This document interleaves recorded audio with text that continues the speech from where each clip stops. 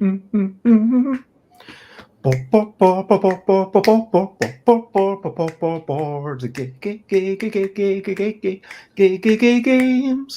Boards, games, and principles, it's what we're talking about. Boards, games, and principles, we're not gonna shout. I am starting off this streaming with a little bit of singing, and over to this side of me are the people known as Laurie and Ree. Hello, Laurie. Hello, Ree. Hi. And we are going to have a bit of a discussion. Should you share your principles? That's the guiding question. And if you are to share them, then how should you do so? This is something that we cannot profess to definitely know, but we will, I guess, have a bit of a chat, raise some questions, and have a bit of a chinwag and all that. Board games and sharing your principles is what we're talking about. Board games and sharing your principles, I'm not gonna shout. Hello, good morning, good afternoon, good whatever it is, wherever you are. It is 10 a.m. UK time, where it's busy beats and board game blether. And today I've got some delightful people, Laurie and Ree. So for those who don't know, who is who? I'm Laurie. Hello. I'm Ree. And so if people haven't heard of you before, I mean, you've been on the show, like, I think this is your 4th time, I want to say. But probably at least. If people are like, who are these people? So you made Earth Rising, your publishers, your designers, you're also like other humans. What would you like people to know? Well, I mean, you've pretty much just said most of it. We're board game designers. We run Stop, Drop, and Roll game studio, and we make board games in order to try to kind of excite and entertain and educate people. And outside of that, we're just queer disabled nerds, really. Yeah, pretty much. So yeah. I love those words: excite, entertain, and educate. And if you had to rank them in order, I mean, excitement and entertainment, that kind of goes hand in hand, right? I mean, and I guess the education, like if you're entertaining it, but yeah, I'm trying to think if you can even separate excitement and entertainment. But if you had to rank them, how would you rank those things? I think, to be honest, I think that order is on purpose. Like it is. I feel that if people are having enough of a good time to be excited by something, then you're doing something right. I do think that there is entertainment without excitement, because you can enjoy. Yeah, you can have a Euro game, right? So you can have an analytical game. That's it, exactly. You can have something chilled out and relaxed, and it not be a big deal. But I really like games that inspire emotion in people, that give an emotional reaction as you play them. So those are the sorts of things I seek to create. But the education side of it, whilst no doubt, the end part, ultimately, I think is a really important part, because any game that you learn something from, even if it's not necessarily about a subject, but about yourself, it means that game will stay with you. You've gained more than just the experience of playing the game. You've gained something that is able to enhance your life in somehow. That's a hell of a tall order to try and hit, but I'm doing my best. I mean, it's something to aspire to, right? I mean, we don't always get there, but we do our best. I mean, I feel like if I had to rank them, it would be, for me, entertain, then excite, because whilst I'm looking at seize the power, the components are still in front of the table in front of me, and whilst I would love the idea to be something that excites people, and you can get that sort of excitement even with Tolkien. It's like, oh, you've got gears going on. There can be something quite cool, like the moment, oh, this even in Agricola, which is ostensibly quite a dry puzzle, you can be like, oh, you mean that I can do even more stuff, and oh, now I get this payoff. And those moments of excitement are important. Yeah, I don't know. I'm not going to hold you to anything. But let's crack on. Honestly, what it comes down to, right? Sorry, what were you saying? Oh, sorry, I was just saying what it comes down to is each person's preference. And the fact that there are so many different types of designers out there means that there are so many different types of games for people who prefer different stuff. I think having that mixed sort of intent and experience is really important. I mean, this kind of gets into the sense of what our principles are, what guides us as people, but let's quickly rush through the recent highlights, living life and seeing the sights, recent highlights, playing games and other delights. What are your recent highlights? Yesterday, to be honest, I spent all the day in the house, even though I kind of wish that had gotten out. I'll make sure that I get out. I did a wee bit of... I watched a lot of YouTube videos, is the truth. And I learned a lot about old video games. And I also... yeah, that's basically it. I also learned a wee bit about some true story. There was a Japanese person who shared the name of a pseudonym of the shadowy group that created Bitcoin. And so because of that, this Japanese person was tracked down and then, hey, did you make Bitcoin? And then they're like, oh, I can't talk about that because they didn't understand what was being said. They thought that they didn't know what Bitcoin was at the time. And so it was, oh, we found the creator of Bitcoin. And then, so it's actually no one knows who made it, which is actually quite interesting. Hello, PNP community. It is lovely to see you. What have been some of your recent highlights? Well, I've been doing some speaking. You go, Ree. What's your recent? Recent highlights. We managed to get out for a really nice walk with the dog at golden hour the other day. The sun was setting, it was gorgeous, the lighting was just phenomenal, and it was just like the perfect temperature, not too hot, not too cold. It was lovely. It was, yeah. We lived near a cliff top, so it was sort of like perfect moment of like sunset over the sea and the whole thing. So It was really gorgeous. That's a good highlight. Yeah, I think so too. That sounds like a lovely thing. And so let's move on to the main topic, which I'm going to start scrolling at the bottom. Again, how can we communicate our principles as publishers? And we'll probably get some full stops in there. There we go. And so why is communication, why are principles, why is having something to hold on to a brilliant thing? Why is it a thing which is brilliant? Principles, why are they important? I mean, what's really interesting, I think, is that I don't think they used to be important, but I think they're becoming more important all the time. We're noticing more and more that companies as a whole are being expected to have principles and expected to have things that they believe effectively and things that they stand for.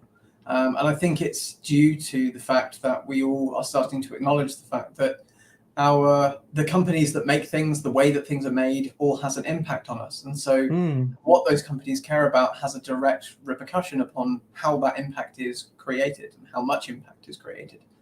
So I think it's a brilliant thing because it allows you to have more of a value judgment about who you want to support, how you want to sort of put your time and effort and energy into, and sort of, I suppose, in a way, it lets you have more of an idea about where the things you're buying are coming from and what sort of mindset the people behind it have. Do you have anything to say on that? I think principles are important for us as well because they help guide us. You have a set of principles you follow religiously, then they help guide you as to what you make, what you do, who you're friends with, who you're affiliated with, all sorts, what you consume even. Yeah, from the company side. Yeah, that makes sense. I mean, it's definitely almost like a North Star. You can't literally go towards the North Star because it's up high in the sky. And so it's just kind of, you're still on the earth, but you're just, as you say, using it to guide you. And comes a point when maybe you want to rethink that, but being aware of what your own principles are is almost, it feels like a life search, like knowing yourself, knowing what's important to you. And of course, like all my discussions, I invite everybody to ask questions, comment, ask questions, and do the whole fun like follow thing. but I love your input and crave your opinions. And so this is a big topic. I don't think we're going to answer all the questions. I don't think this is going to be the be all and end all, but it's actually surprised me to think, you know what? I've not talked seriously about this for quite a while, despite this being episode 605.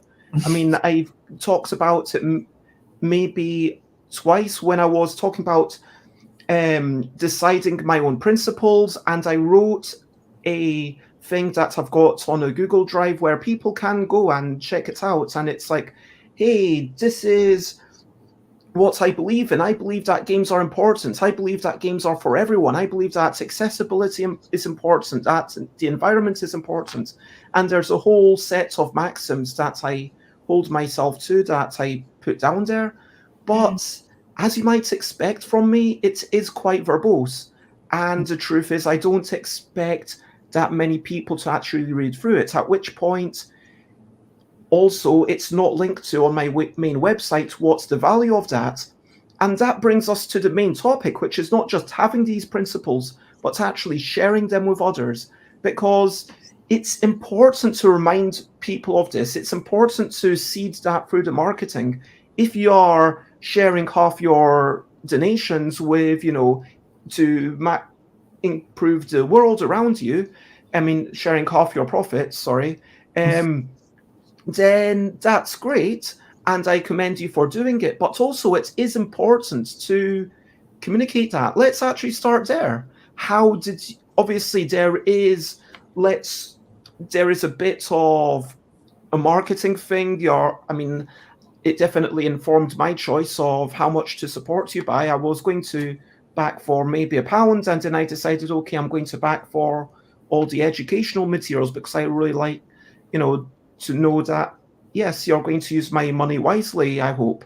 And then how did you go about communicating that? I mean, that was sort of my job, as I handle the social media side of things. And it was just one of those things of, obviously we had to communicate a lot that we were working with charities, and to explain that our game is fully set in the real world. All of the information we have comes from these charities, and we wanted to pay it back to them as well, because they're helping us make a game that could potentially educate people and change their minds about how they view the world. We wanted to be able to help fund them, for them to continue to work on other projects like ours as well. So pretty much any time I posted about it, I did mention that 50% of profits would be going to the charities we'd work with. And some people were really into that, and some people tried to say we were lying, and some people didn't care at all. That must really hurt when someone accuses you of lying. How did that manifest itself? Are you happy to talk about that? Yeah, it's one of those things of, obviously in the board game world, when you are trying to market, you share on all of the groups, all of the communities, and you've got to follow everyone's guidelines and stuff. And a few comments were saying, oh, I've seen people do this before, this is just a marketing ploy. And yeah, it's a bonus when you're marketing, saying that you're giving profits to charity. Of course it is, because that's what people want to see, if it lines up with their principles as well. But they tried to say that never really happens. They've never seen it actually happen. But when I questioned them as to, okay, what other projects have done this and haven't actually followed through, they stopped responding.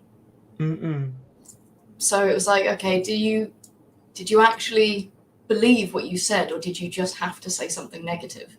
Because I see that a lot online on groups. People have to say something negative. More often than not, it's to do with the fact that the project doesn't actually align with their principles. And so as a result, what they're trying to do is put it down in a way that doesn't make them look unreasonable. Trying to find flaws in things to make, I suppose, in a way, this is a little bit tangential, but the projects that have a certain kind of principle and such doing well suggest that those principles therefore are popular. And if you don't align with those, then you are going to feel as though that thing that you don't agree with is actually well renowned and well regarded, which makes you feel a little alienated. But the truth of the matter is that there is room enough for all principles. There's room for it. It doesn't necessarily mean that it's okay that they're there, but there's room for it. I mean, you're forgetting. What do you mean by that? What do you mean by there's room for all principles?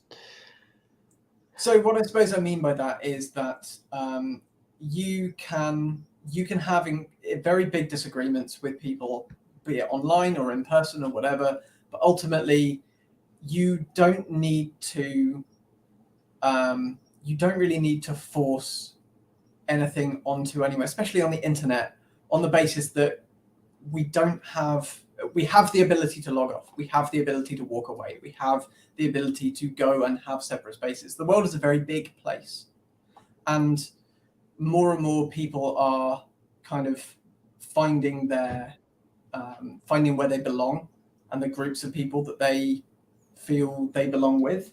And often those groups will lead to intersecting with other groups, and so it expands and it expands. But most of the time, the issues arise when people are effectively come to blows, verbally or otherwise. And I don't know, I personally feel that it would be better and less polarizing if perhaps we took a moment when we were going to put down other people's stuff, when we were going to, say, well, actually, that's, this thing is something I disagree with or whatever, and just sort of go, you know what, I don't need to be that person for everything.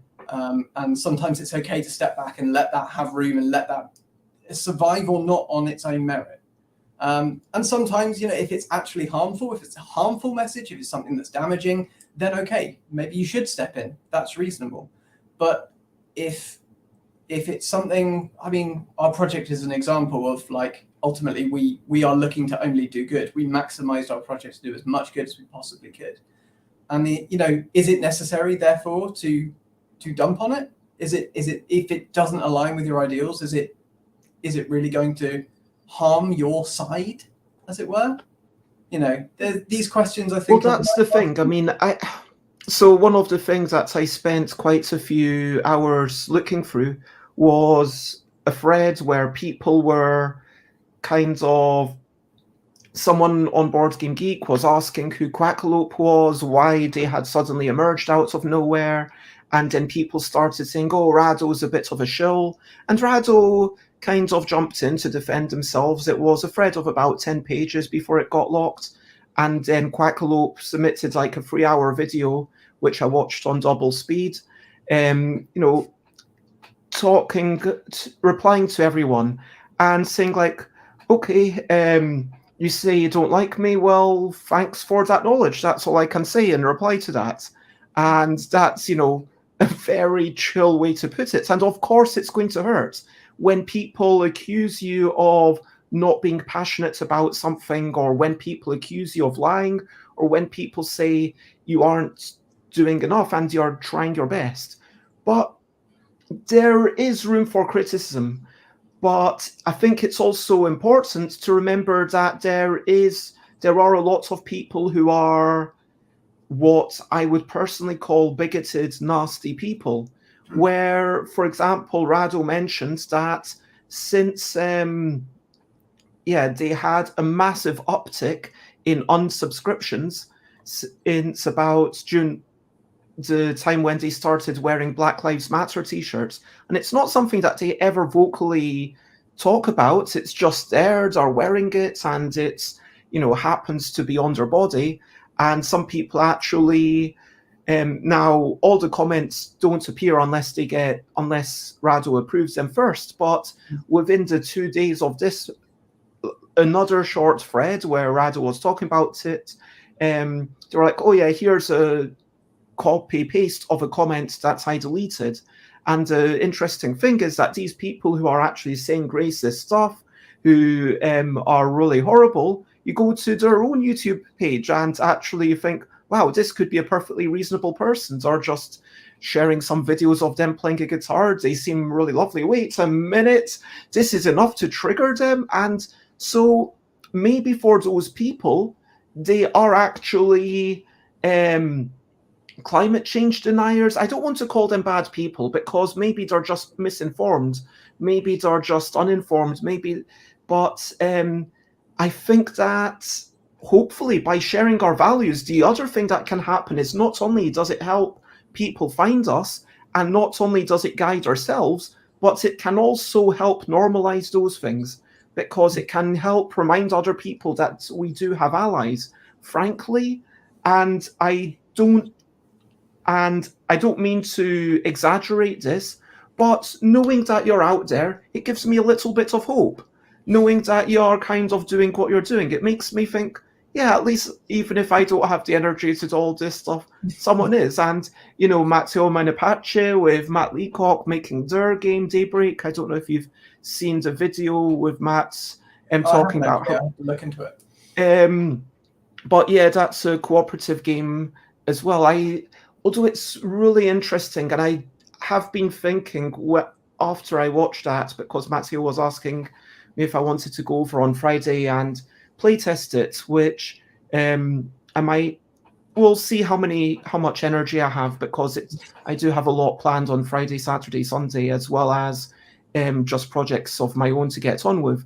But anyway, the point is that, yeah, complete side tangents, I'll try to keep it quick. Maybe it shouldn't be a cooperative game, because if you're playing as the government, it's not only about how do we solve this, let's all do this, it's also about how do we overcome the legislation that's already in the game.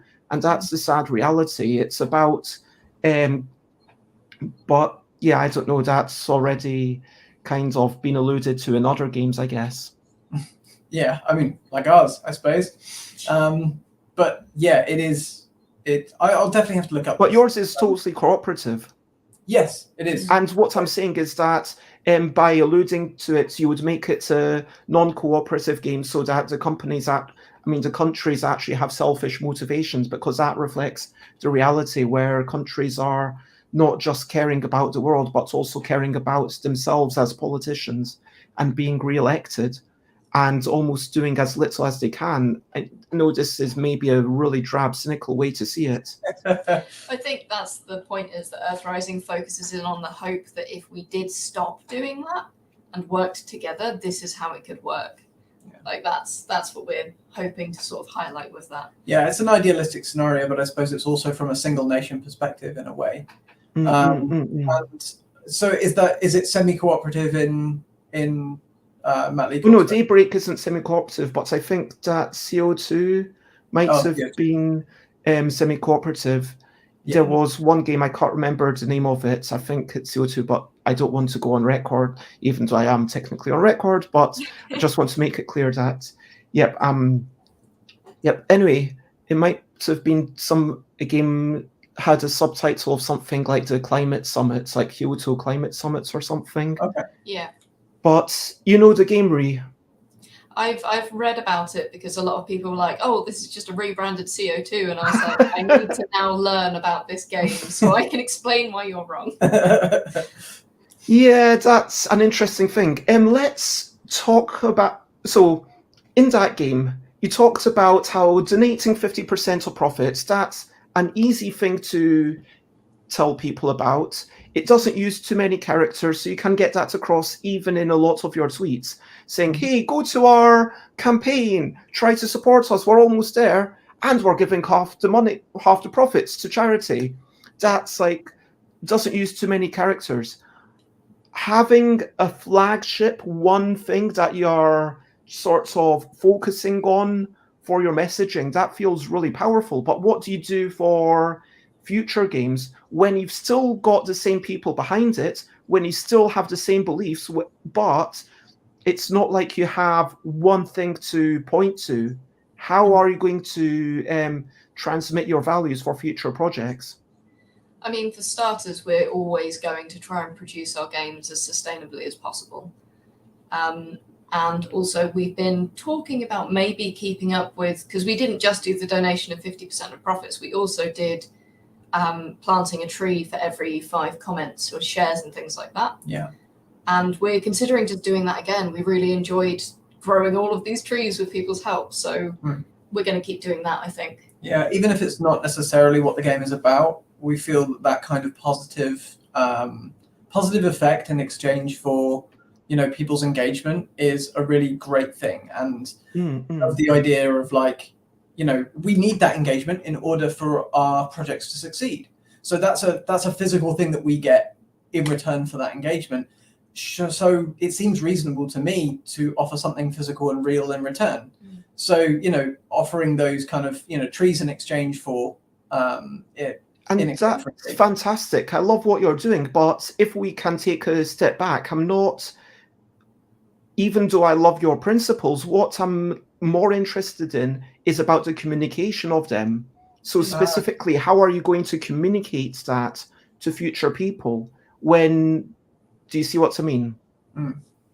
Well, we have all of our principles on our website for a start. So our about page is basically focused entirely on our principles, now that I think about it. It is. Yeah. So, you know, if you want to find out more about us, the most about thing about us is our principles. So it goes really into that. But similarly, during our tweets, during our Facebook posts, all various ways in which we communicate, we involve our principles in quite a heavy way. Yeah. We talk about the things we're passionate about. We are involved in trying to make the board game industry and world a little better than it was. You know, at least greener than it was. Yeah, absolutely. But also, you know, we take on bigoted stuff where we can. You know, I know you've had some flack from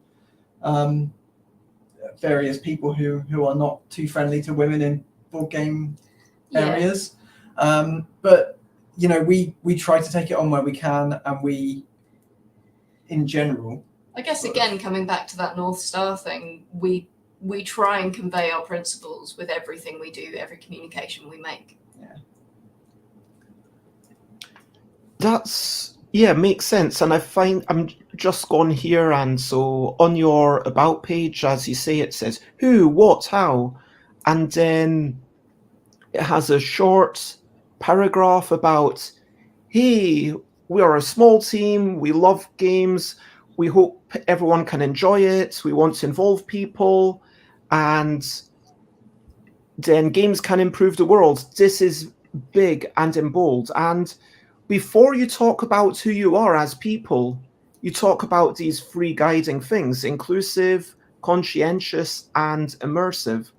And then after that, you've got this link to a podcast, which I've not listened to, but I'm thinking that maybe I should, because presumably that's telling me about you as people. And then it's got a little bit about the four of you.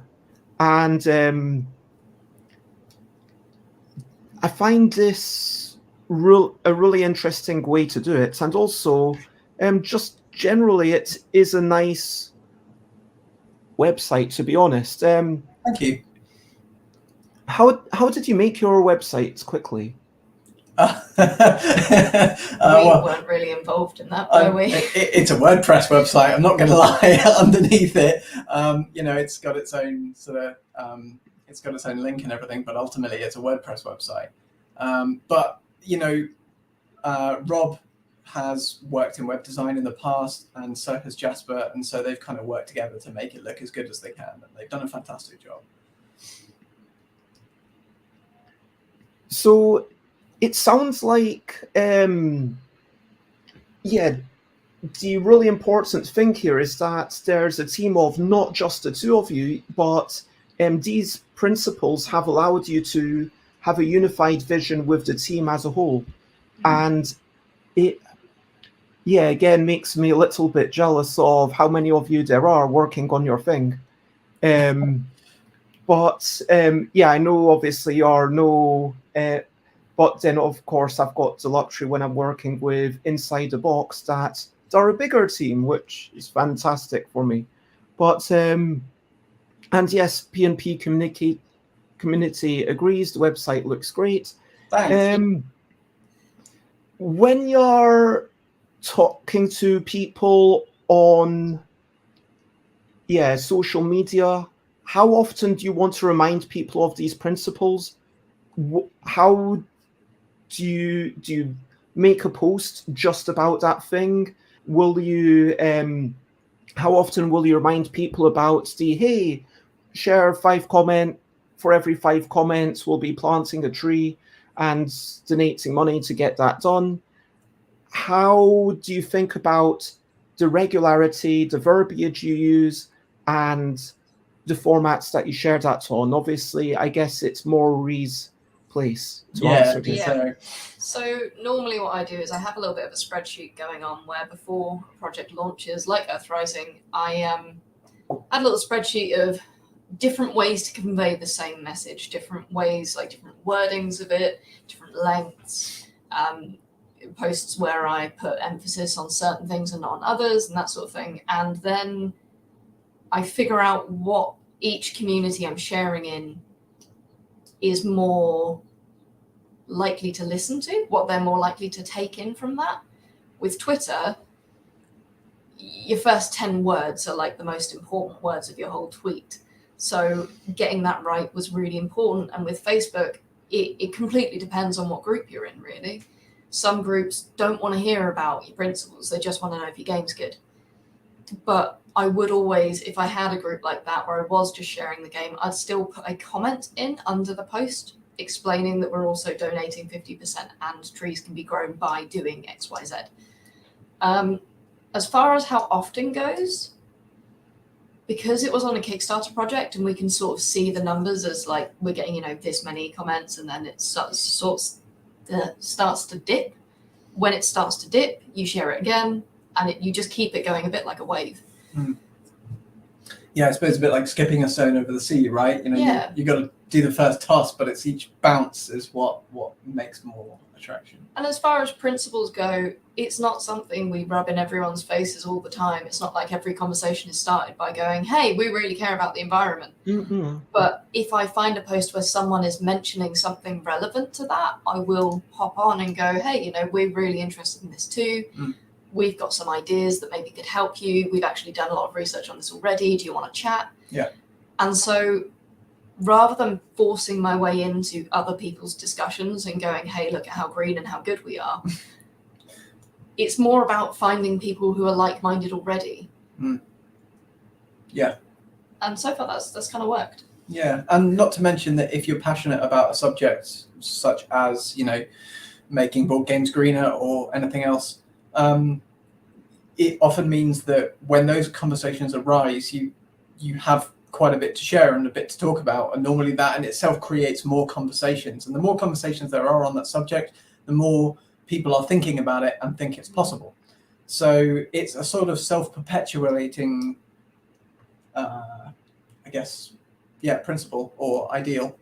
Also just in your actions as well, like there was a lot of discourse about Tabletop Simulator and their transphobic actions and comments that were made. I think it was earlier this year or late last year. That doesn't line with our principles at all. It completely goes against them. And so we gathered as much information as we could on the situation and decided to remove our game from Tabletop Simulator. Yeah. And it's like actions like that and telling people that's what we're doing and why is another way to share those principles, because we don't have to outright go, this is us all the time, but by just sticking to them and following through with those actions when needed as well. Absolutely, yeah. I mean, it's really important to tell people about what you're doing. So, I mean, I don't know how many people will actually know the latest game that I sent to print. A game about, sorry, I'm trying to remember the name. It's a game about quickly matching words to pictures, but never words to words or pictures to pictures.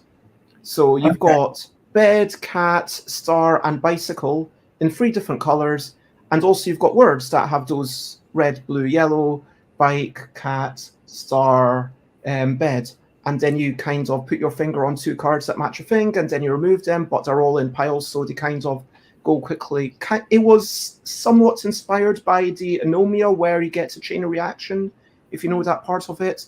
But it's like it's fine to do things, it's fine to make things, and principles gel in with this. I know I've kind of gone off topic, but by the same token that you've got to tell people about your games, you've also got to tell people about, hey, this is what I'm doing. Because when you did that, you could have just done it and not said anything. But by actually telling people, and so let's take a step like that. When you removed your stuff from Tabletop Simulator, who did you tell and on what platforms? I think we informed our Discord community first. Yeah, we did speak to because our Discord community, or our closer community, they're the people we speak to the most, and they're there because they want to speak to us. And so the first thing we did was we told them, we explained the situation, and we made it very clear that we would not be tolerating any form of transphobia at all in the server. And so if they didn't like that we'd done that, here's the door.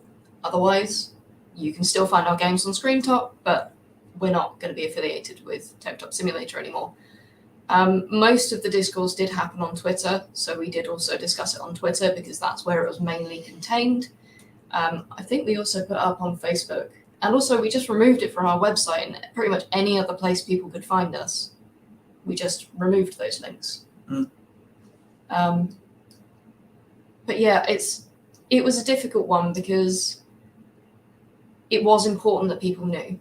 And it was important that people knew why. And you also have to be careful with certain communities. Like, it's not a post I would have shared in a public community like board game trading and chat, for example, because it's just not relevant there. It's not relevant for me to go, oh, we're removing this because of this. And that's very specific to you. I mean, it's... Yeah. But we did post about it in pretty much all of our own smaller communities and also on Twitter where everything was kicking off. Yeah. So you just like made a single post on it on Twitter saying, hey, this is what we're doing in reaction to this. We're going to cut the ties. And then anything beyond that was just you replying to any comments that you got on that post. Is that correct? Mm-hmm. Yeah.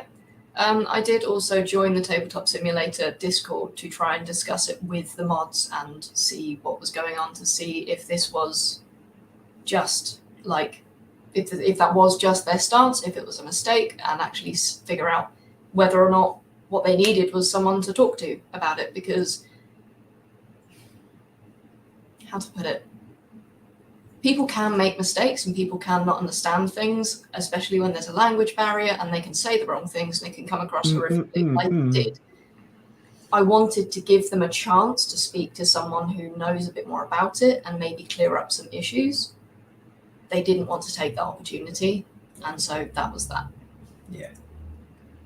We've got a comment from Twitter which says, I believe your principles should embody your work and be implied throughout your designs.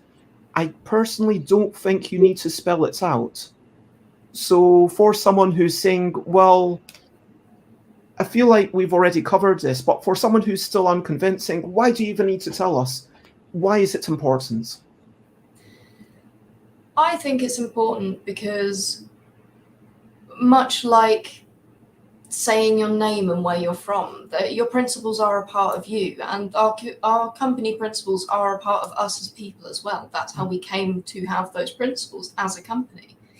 They do play a big part in our lives, and so I want people to think of those things when they talk to me and when they know me, because that's part of who I am. Yeah. And we do put it in our designs and our production and everything, but yeah. Yeah, I recently had a conversation with people about the concept of labeling and whether or not people labeling themselves is good or bad. And ultimately, I think principles and talking about your principles is much the same thing, in the sense that... Is this just all the labels, whether your religion, your, gender, your sexuality, anything? Is that... I mean, in the conversation that happened, I think the majority of what was focused on was gender. But I think that, as you put it, it encompassing all things is probably more accurate how labels are used. I mean, someone labeling themselves as non-binary and someone labeling themselves as Christian is no less important to their personal, how they want to portray themselves and how they want to explain who they are and what they feel like, than anything else. I think they're on the same kind of level. But what I think the thing with principles is that, much like when you give yourself labels, You're saying, this is who I am, this is what I'm passionate about. And those who resonate with that, you already have something in common with. You've already... Oh, go on. So it's a bit like going to a cafe and ordering cake. The menu just says cake on it. You want to know what type of cake, right? Your principles are going, it's a chocolate cake, it's a vanilla cake, this cake has... But how much chocolates? Like, is there good chunks of chocolates, or is it just like one of those weak chocolate cakes that's just got a wee bits of chocolate? I want triple chocolate cake if I'm having a chocolate cake. So having those labels there enables you to make better decisions. And yeah, you could just go, I'm going to order the cake and see what turns up and see, you know, you'll be able to see what's inside the cake, right? So it allows you as a publisher to find your crowd, to find your community. It allows other people to say, I'm going to engage or I'm not going to engage. Yeah, and maybe, you know, we sometimes, and this is a thing, like, we shouldn't have to say, I mean, obviously for us it doesn't really apply, but not having workers who have to basically urinate into bottles because they aren't allowed to take breaks is, you know, a big part of my principles. But like, that's, you know, way below. Like, it's kind of, I almost take that for granted. I'm not going to say I am against bigotry, I'm against violence, I'm against slavery. I hope that these things are taken for granted, but, you know, fair treatment for workers, I don't know if that is. And like, you know, I was having a conversation with Chris when someone else raised the points of, you know what, people should be getting a percentage more each year that's not just in line with inflation, but also 1 or 2% more, because as you get more skills, you should be compensated. And that's something that neurodivergent people often don't realize. That's actually, it should be going up at least 1 or 2% above inflation. And I was, I hadn't considered that. And actually, Chris has been working for me for a while, and I've still been paying the same rates as what I paid in the year 2019. And I want to say, and I talked to Chris about it actually last Thursday, and Chris was like, oh, it's fine. It's not like a big deal for me. It's not going, and it's like, yeah, but even though, and what I suggested is like, we stick with how it is right now, because, you know, currently Chris is earning like way more just from me than I'm earning like per year. But, you know, it's, you know, certainly at a point where if I can't afford them, like, they shouldn't be working for me. Do you know what I mean? It shouldn't be like, okay, you need to work for peanuts. But also it is a conversation of, hey, this is the situation. But what I suggested was that in February each year, we have an annual review, and just assume that that's going to happen. And either I would stop having, we'll kind of work out, because, you know, it's important that people are treated fairly and that people are compensated according to their needs. That's super important to me, that when people volunteer for me, they don't, if they're coming to a convention to help me out, if they're doing good work, I don't want them to have to pay for anything. Like, I am willing to, speaking of UK Games Expo coming up, pay their travel, paid like accommodation, and obviously everything, but like also potentially we stipend each day just for food. There's lots of snacks, and I felt horrified when I had this debrief, which was the first time I'd had a debrief, when someone told me that they weren't sure where the snacks were, but they were too embarrassed to ask me. And I'm really sad about that, because I went home with all these snacks, and like a lots of them I'm kind of working my way through them, because, you know, I'm going to eat them. You can't just keep the same snacks for every single convention, and I'll probably finish them, you know, when I go to Daisini, you know, myself. But that was there for everyone. And all these years I've been thinking, why aren't people having all the snacks? And maybe part of it was that people felt embarrassed to ask where they were. And I'm very ashamed that I didn't make it clear. But, you know, not very ashamed is maybe putting it, slightly ashamed, let's say. Yeah. But anyway, the point is that yeah, when maybe people don't want to be reminded that lots of things you cannot take for granted. You cannot take it for granted that someone actually has any compassion for their workers. You cannot take it for granted that people have any compassion or conscience about who they are actually working with, who they partner with. You can't take it for granted that people care at all about the environment. And so, if you can't take these things for granted, I kind of think that, yes, you do need to spell them out. Yeah. But on the other side, there are downsides. There are potential risks of spelling these things out. You can bore people.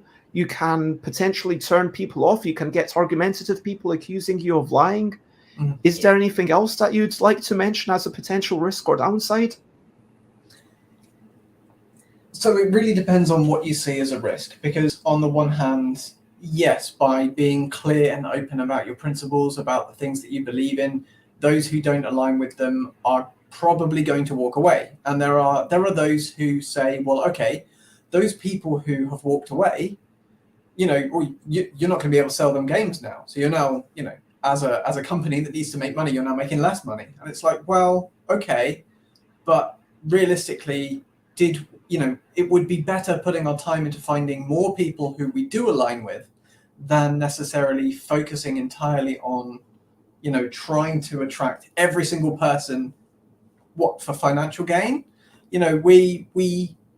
We believe that there are enough people who do align with what we're doing that we're going to be we will find our way regardless, and ultimately by connecting with those sorts of people, we're going to enjoy working with them all the more because we connect with them. And running a company is it's a very personal thing if you're a small team. And so the sorts of people you involve yourself with very much shape your experience and how willing you are to work for it. I mean, I think that's one of the risks, really, isn't it? Is being part of a small team with very strong principles. The mental health implications of finding these people who absolutely don't agree with you and will happily tell you why. That's the biggest risk. I think for me personally, there's more risk to myself than there is the company. Because sure, all right, we might miss out on some money and that won't really affect us. But having to go through those comments and potentially having to go through personal hate because of who I am, that is a risk. But I would still rather face that risk than hide my principles personally. Yeah. I mean, I had to deal with a number of climate denialists during the sort of Earthrising Kickstarter period. And we got sort of aggression and hate to the point of having to get mods and admins involved in some places. And this was in board game groups. Yeah. But it wasn't many people, but nonetheless, those things are really hard to deal with. And as Ree says, the mental health implications can be high.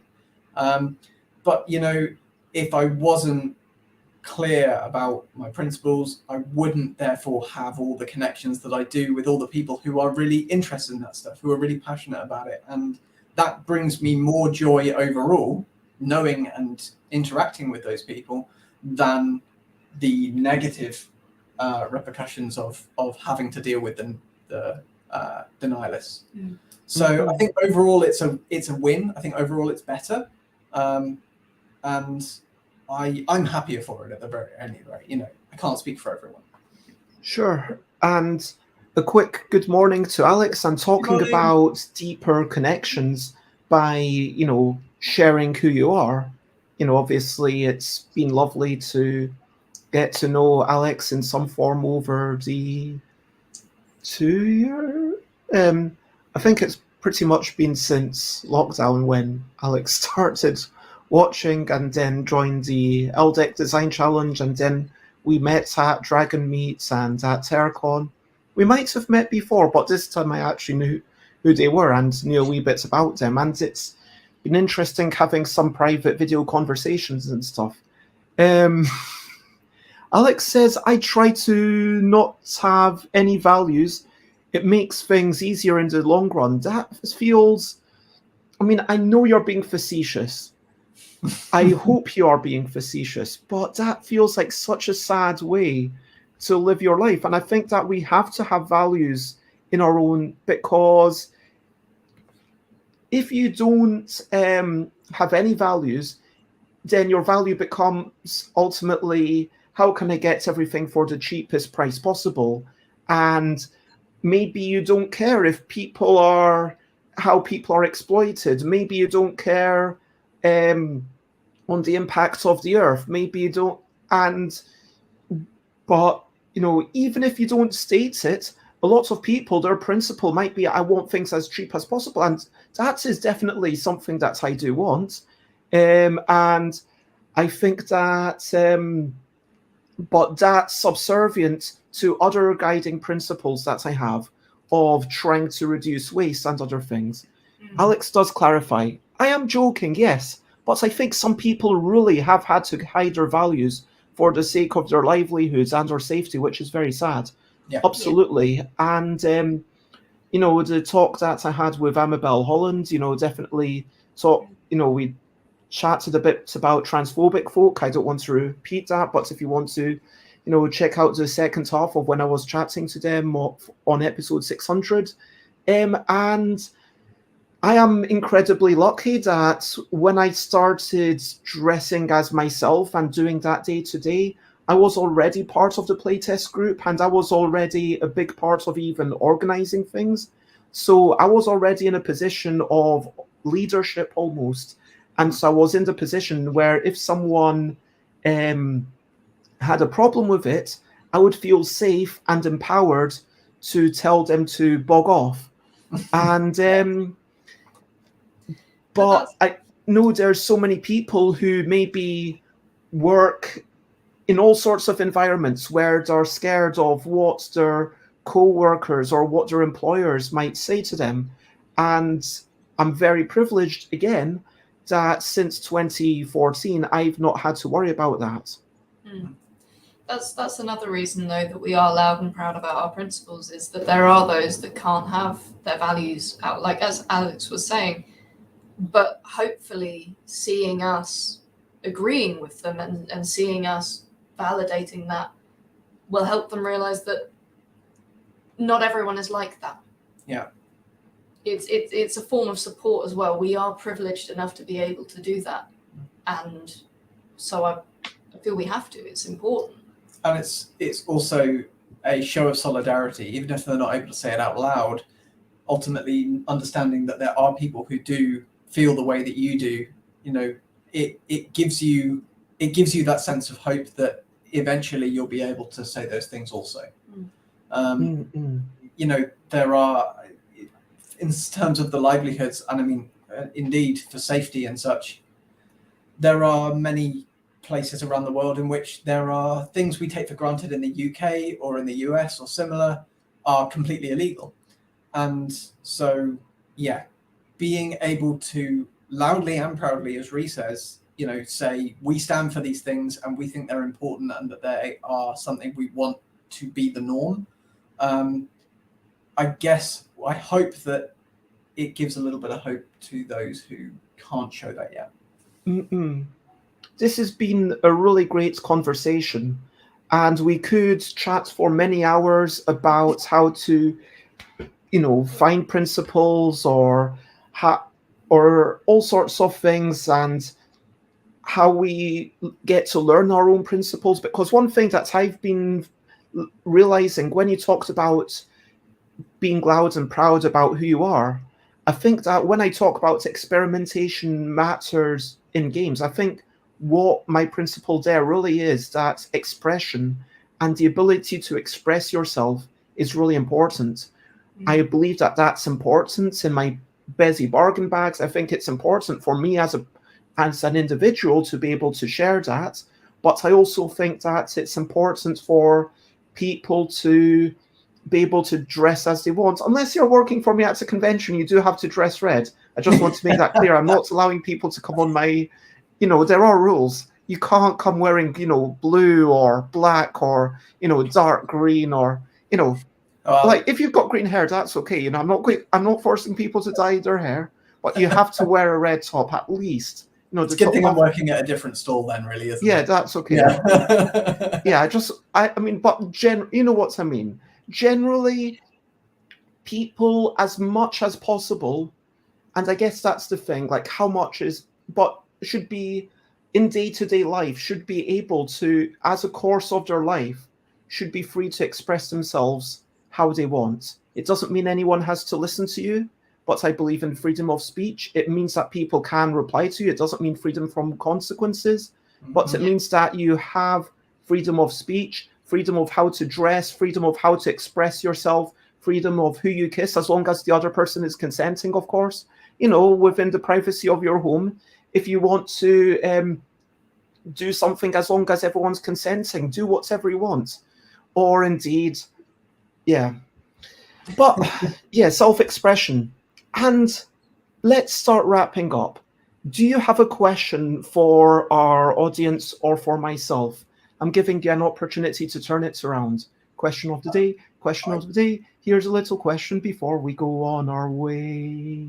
I do actually have a question for you, Bez, which is, do you feel that since you wrote those principles, and I don't know how long it's been since you did, but do you feel that they've shifted in any way or expanded in any way? So, okay, so that can't really apply to anyone else. I'm actually just going to look them up, and it's the wrong kind of question. My apologies. Values. Okay. Let me actually get it into the other thing. Okay. Let me have a quick look at these while we are talking. Okay. Facilitate good times through my stuff. Yeah, that's basically what I want to do. Yeah. Make worth style stuff that can improve. Like, yep. I agree with all of this. Minimize damage done through creation and mass production. Yep. Yeah, I need to think about my own, you know, payments for myself and energy and self-care. No one. Yep. Try to make it accessible to everyone. And these are the guiding things. I think these are the 4 things. And then I go into a lot of maybe excessive details about what I see as the kinds of games that I want to make and the kinds of things that could be made. And yeah, I think that, and the mindfulness that I want to approach things with. I think that I would still have all these principles as I'm looking through. Like, accessibility is important, but I think that I downplayed the importance of being kind to myself.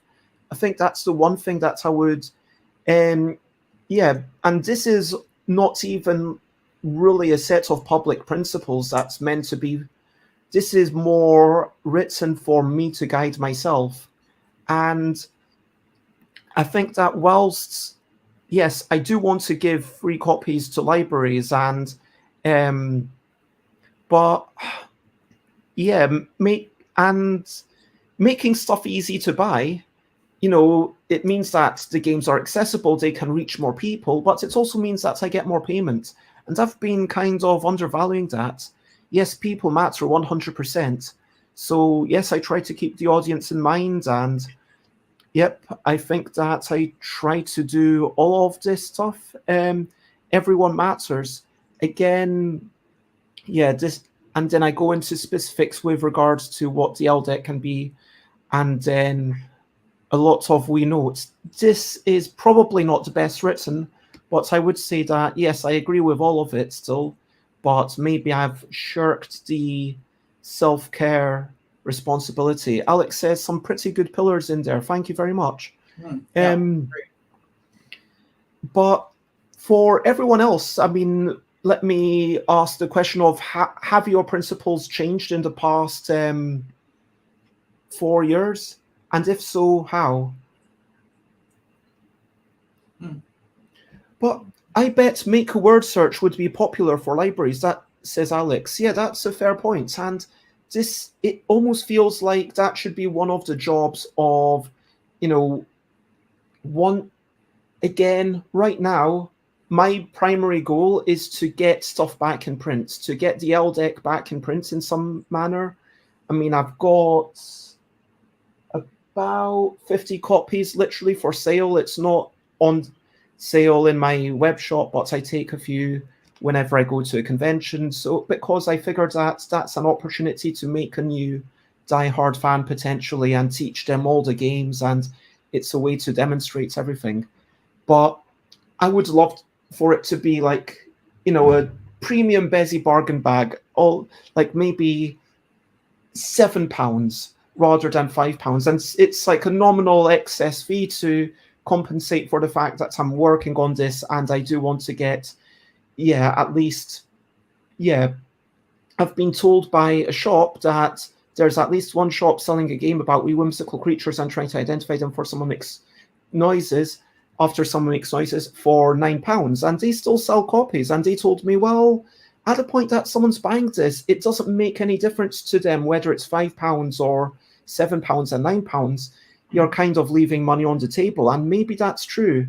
And I don't know. I have to really think about that. I think that maybe £6.50 is a more appropriate price, even though I do want it to be, a really cheap price for people who can't afford it.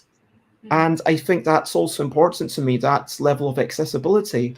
But maybe the better way to do that would be to have community copies, as is often done in the RPG community. But I think that would, now we're starting off a whole new conversation, and I do apologize. We'll save it for another day. Yeah. Let's go over to what are you up to? You can share, but only if you want to. Are you up to something fun and frivolous? Something super serious? I am interested. I promise that I care. Please feel free to share. I am going to get some milk. I'm going to have some cereal. That's what I'm excited about. To get myself properly outside. Go and see the ducks. Yeah. I'm going to listen to a podcast. I'm listening to Dr. C.T. Nguyen, and they talk about the philosophy of games. It's really interesting. I've listened to all their... I just downloaded literally all their podcasts that they've been a guest in, because they've not been in that many. It's less than 10. And so it's like, I'm just making my way through that.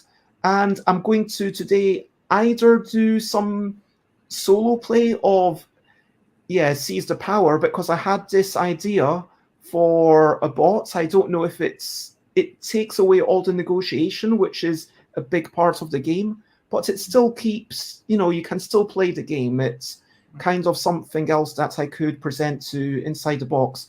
And contractually, if I make expansions for 1 player and 6 players, then I get a higher percentage. So I'm incentivized to do that, whether it then becomes part of the final thing or not. But I do think that this could be genuinely really cool. I'm going to try and play it and just take the turns for the AI until I work out a deck of cards for the AI, if you know what I mean. Mm-hmm. And that's in advance of my chat tomorrow. PNP community, thank you very much for the lovely comment. Says, really enjoyed today's show. Keep up the good work. Thank you all for what you do. Keep smiling. Alex says, a friend of mine introduced an honesty system where you were allowed to pay less if that's all you were able to afford. I absolutely love that. And Bezzy's big budget, brilliant bags. Thank you very much. But what are you up to? What's everyone else up to? I mean, I have been working really hard this last week because I was the only worker at my day job. Everyone else had gone on holidays. It was just me, so I worked extra hard. And so today is my day off. After this, I'm gonna sit on the sofa, also with cereal, and I'm gonna play Legend of Arceus. Oh, I do not know that. Can you tell us about it? It's a Pokemon game. It's the latest Pokemon game. I think it's the latest. One of the latest Pokemon games. Yeah. And you run around throwing balls at these creatures and you catch them, and it's just It's the old school, like top down. You're the trainer and then you're collecting the Pokemon. It's not quite like that anymore. It's a bit more like Legend of Zelda, like was it Breath of the Wild? Ooh. It's a bit more that style in terms of graphics and stuff. Nice. And it's kind of taken the whole trainer thing on and flipped it. Like it's basically set in the past as well, which is really cool. Nice. So I am, for this week, I'm going to be getting ready to be a part of the Games-Based Virtual Learning Conference, which I've been invited to be a speaker. We were talking about education and games and such earlier. And, amazing. Congratulations. Thank you. Yeah, I'm super excited to be a part of it. So yeah, if anyone is going to be there, then do say a digital hello. And if people want to find out more about that, can you tell us the details? When is it? And yeah. So it's this coming weekend, April 22nd to 24th. And the conference, it's the Friday to the Sunday. So it starts, where is it?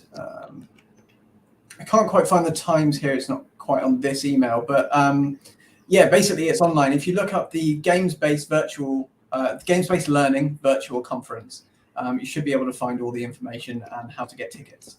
So yeah, hope to see people there. It'd be really great. I'm going to be talking about my experience of designing games specifically for education in the case of Earthrising, and then I'm also going to be doing a live demonstration of Earthrising and how it works. Okay, Googling it and struggling to find. Oh wait, is it the? I think I found it. It's universityxp.teachable. That's it. Yeah, that's the one. Okay, I will share the link to that. Oh wow, Alex found it before me. But I will share the link as well, just so it goes onto the other platforms as well. Excellent. So there we go.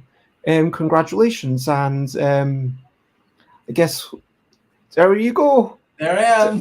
There's Laurie Blake. Yeah. And your hair's looking much bluer in that photo. It is indeed. In fact, it's going to look much bluer this weekend as well. It's going to be completely redone. Don't you worry. I'm going to be maximum snazzification. Are you going to wear bedazzled blue stuff?